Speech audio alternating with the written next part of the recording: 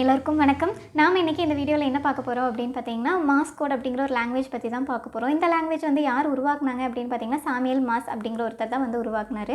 இவர் பார்த்தீங்கன்னா அமெரிக்காவில் நியூயார்க் சிட்டியில் ஒரு ஆர்ட் ப்ரொஃபஸராக வந்து 1825 வந்து ஒர்க் பண்ணிகிட்ருக்காரு. அந்த காலகட்டத்திலலாம் பார்த்தீங்கன்னா ஒரு மெசேஜ் பாஸ் பண்ணணுன்னா இப்போ இருக்கிற மாதிரி மொபைல் ஃபோன்ஸோ ஒரு மெசேஜ் ஆப்போ அந்த மாதிரியெல்லாம் எதுவுமே கிடையாது. அந்த காலத்துலலாம் பார்த்தீங்கன்னா ஒரு ஆள் வந்து குதிரையில் போய் தான் வந்து ஒரு மெசேஜோ ஒரு இடத்துலேருந்து இன்னொரு இடத்துக்கு பாஸ் பண்ணணும். அந்த மாதிரி காலகட்டத்தில் அவருக்கு வந்து நெருக்கமான ஒருத்தர் வந்து இறந்து போயிடுறாரு. அந்த விஷயம் வந்து இவருக்கு ரொம்ப லேட்டாக தான் வந்து தெரிய வருது. அதனால் வந்து இவருக்கு அந்த கண்டலன்ஸ் கூட போக முடியல. கடைசி ஒரு தடவை கூட அவரை பார்க்க முடியலையே அப்படிங்கிற ஒரு வருத்தம் வந்து இருந்துகிட்டே இருக்கு. அதனால் வந்து ஒரு நியூ இன்வென்ஷன் பண்ணணும் அப்படிங்கிறக்காக இவருக்கு வந்து சயின்ஸ்லேயும் வந்து கொஞ்சம் ஆர்வம் இருக்குது. ஆர்ட் ப்ரொஃபஸராக இருந்தாலுமே வந்து ஒரு நியூ இன்வென்ஷன் வந்து நம்ம இதில் வந்து ப்ரிப்பேர் பண்ணணும், ஒன்று வந்து டெலிகிராஃபாட்டாக ஒரு இதை வந்து ரெடி பண்ணணும் அப்படின்னு சொல்லி பிளான் பண்ணுறாரு. 1837 பார்த்தீங்கன்னா டெலிகிராஃப் வந்து கண்டுபிடிக்கிறாரு. இது எப்படின்னு பார்த்தீங்கன்னா எலக்ட்ரிசிட்டி பல்ஸை வச்சு ஒரு இடத்துலேருந்து இன்னொரு இடத்துக்கு வந்து மெசேஜ் சென்ட் பண்ணுற மாதிரி ஒரு விஷயத்தை வந்து கண்டுபிடிக்கிறாரு. அதுக்கு வந்து இதை மட்டும் கண்டுபிடிச்சா போதுமா, இதுக்கு வந்து லெட்டர்ஸ் நம்பர்ஸ் இதெல்லாம் வேணுமே அப்படின்னு சொல்லி யோசிக்கிறாரு. அந்த மாதிரி சமயத்தில் பார்த்தீங்கன்னா ஒரு 2 இதை வச்சு டாட்டும் டேஷும் வச்சு ஒரு லாங்குவேஜ் வந்து கண்டுபிடிக்கலாம் அப்படின்னு சொல்லி யோசிக்கிறாரு. அதுக்கு வந்து என்ன பண்ணுறாருன்னா, அந்த நியூயார்க் டைம்ஸில் வர ஒரு நியூஸ் பேப்பர் எடுக்கிறாரு. அந்த பேப்பரில் வந்து எந்த எழுத்து அதிகமாக இருக்குது அப்படின்னு சொல்லி ஃபஸ்ட்டு பார்க்குறாரு. அப்போ பார்த்தீங்கன்னா அப்படிங்கிற ஒரு எழுத்து வந்து அதிகமாக வந்து பயன்படுத்தப்பட்டிருக்கு. அந்த எழுத்துக்கு வந்து டாட் அப்படின்னு சொல்லி ஒரு ஆல்டர்னேட்டிவாக ஒரு இதை வந்து மார்க் பண்ணுறாரு.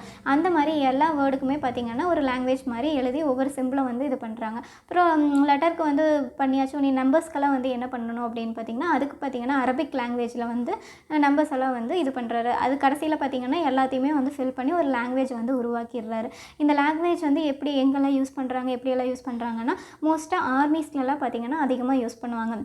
ஆர்மிலலாம் பார்த்திங்கன்னா இப்போ ஒரு என்ன சொல்கிறது, அவங்களுக்குள்ள ஒரு லாங்குவேஜ் ஒரு மெசேஜ் வந்து பாஸ் பண்ணணும் அப்படின்னா, இப்போ அப்படின்னா டாட்டுன்னு சொன்னோம்ல, அந்த இடத்துல வந்து பதிலாக இவங்க வந்து ஒரு வேறு ஒரு லெட்டர் ஒரு டாட்டை ஒரு சிம்பிளை வச்சு மாற்றி வந்து ஒரு மெசேஜ் வந்து இது பண்ணுவாங்க. அதை பார்த்திங்கன்னா வெளியே யாருக்கிட்டையும் வேறு நாட்டில் இருக்கிறவங்கக்கிட்டையோ வேறு யாருக்கிட்டையும் தெரியாது. அந்த ஆர்மிக்குள்ளே இருக்கிறவங்களுக்கு மட்டும்தான் தெரியும். ஒரு மெசேஜ் பாஸ் பண்ணணுன்னா அந்த மாதிரி எழுதி அவங்களுக்கு கொடுத்துருவாங்க. சப்போஸ் அது வந்து வேறு யாராவது கையில் கிடச்சா கூட அவங்களால வந்து அது என்ன மெசேஜ் அப்படிங்கிறத படிக்க முடியாது.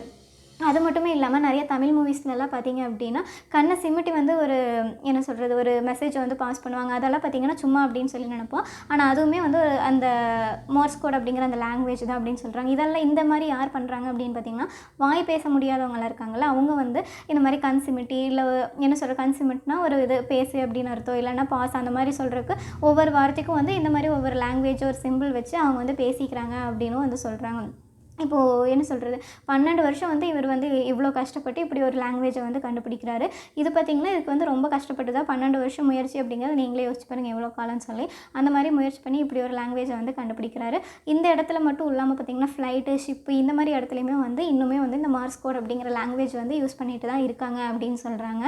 ஃப்ளைட்டில் இப்போது கடல்லையே பார்த்திங்கன்னா கப்பல் வந்து நடுக்கடலில் போயிட்டுருக்கு, சுனாமி வருது அப்படின்னு சொல்லி ஒரு எச்சரிக்கை கொடுக்கணும் அப்படின்னா வாய்ஸ் மெசேஜ் அனுப்பியில் காலநிலைகள் இயற்கை வந்து எப்போ வேணாலும் எப்படி வேணாலும் மாறும். அந்த சமயத்தில் வந்து டக்குன்னு வாய்ஸ் மெசேஜ் வந்து சென்ட் ஆகாது, பிரேக் ஆகி கேட்கும், கிளியராக வந்து அவங்களுக்கு சென்ட் ஆகாது. இதே வந்து இந்த மார்ஸ் கோட் வந்து யூஸ் பண்ணி எலக்ட்ரிசிட்டி தானே, இதை வந்து ரொம்ப ஈஸியாக வந்து பாஸ் பண்ணிடலாம். டாட் டு டேஷ் வச்சு ஒரு லாங்குவேஜ் அப்படிங்கிறது ரொம்ப ஈஸியாக வந்து அவங்களுக்கு வந்து சென்ட் பண்ணிடலாம் அப்படிங்கிறங்காட்டி அந்த மாதிரி இடத்துலலாம் பார்த்திங்கன்னா இன்னுமே மார்ஸ் கோட் அப்படிங்கிற அந்த லாங்குவேஜ் வந்து யூஸ் பண்ணிட்டு தான் இருக்காங்க அப்படின்னு வந்து சொல்கிறாங்க. இந்த விஷயத்தை உங்கள் கூட ஷேர் பண்ணணும்னு நினச்சா கண்டிப்பாக இது வந்து உங்களுக்கு பயனுள்ளதாக இருக்கும் அப்படின்னு சொல்லி நம்புகிறேன். நன்றி, வணக்கம்.